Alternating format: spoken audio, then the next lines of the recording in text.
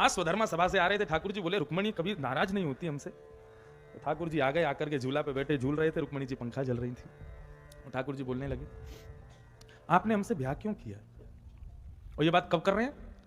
जब भगवान के पुत्र हो गए, पर पौत्र हो गए, पर पौत्र हो गए, तब रुक्मणी जी से कह रहे हैं हमसे ब्याह क्यों किया। रुक्मणी जी पर कोई फर्क नहीं पड़ा। अब इसका उत्तर अब क्या दें हम आपको, इतना सब आगे बढ़ गया। आप कहोगे हमने इसलिए ब्याह कर लिया, संतों से आपके बारे में बहुत सुना था। तो देवी संतन पे तो और कोई काम ही ना है, वो पूरे दिन मेरे ही गुणानवाद गाते रहे। उनका ना पति है, ना परिवार है, ना बच्चे हैं, ना घर है, उनका केवल मैं ही हूं। ये नारद आदि निर्ग्रंथा संत, इनका कोई नहीं है, इनका केवल मैं हूं। अब इनके पास जाओगी तो मेरे ही गुणानवाद सुनने को मिलेंगे ना।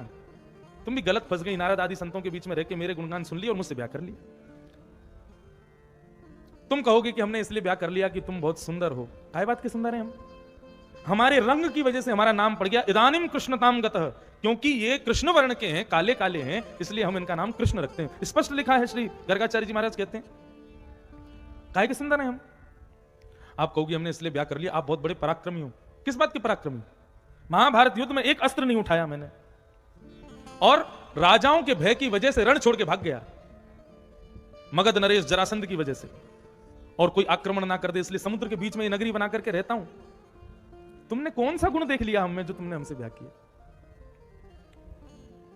देवी अभी भी समय है, यदि आप हमको अभी एक बार संकेत भर कर दोगी ना, हम तुरंत शिशुपाल को बुला करके आपका पानी ग्रहण कर देंगे, आपको द्वारिका से विदा कर देंगे। आप तो द्वारिका की विदा की जैसी बात आई, रुक्मणी जी सुन करके उनको क्रोध तो आया नहीं, मूर्छित होकर गिर गई, उन बेहोश हो गई, सुन ही नहीं पाई। विरह की भाव आते ही रुक्मणी जी मूर्छा में चली गई। ठाकुर जी बोले देखूं तो सही, थोड़ी नाक कान चढ़े कि नहीं। पीछे जैसे देखा तो रुक्मणी जी है ही नहीं, झांक के देखा तो पीछे वो तो बिल्कुल पड़ी बेहोश अवस्था में। ठाकुर जी ने तुरंत चतुर्भुज रूप धारण किया, दो भुजाओं से रुक्मणी जी को उठाया, एक भुजा से पंखा जलने लगे, दूसरी भुजा से पानी का छिड़काव करने लगे। रुक्मणी जी को होश आया, ठाकुर जी के हस्तकमल लेकर के अपने हाथों में द्वारिकाधीश से कहने लगी, हे प्रभु आप कुछ भी कहिए सब स्वीकार है, लेकिन आप स्वयं से दूर जाने की चर्चा हमसे कभी मत कीजिएगा।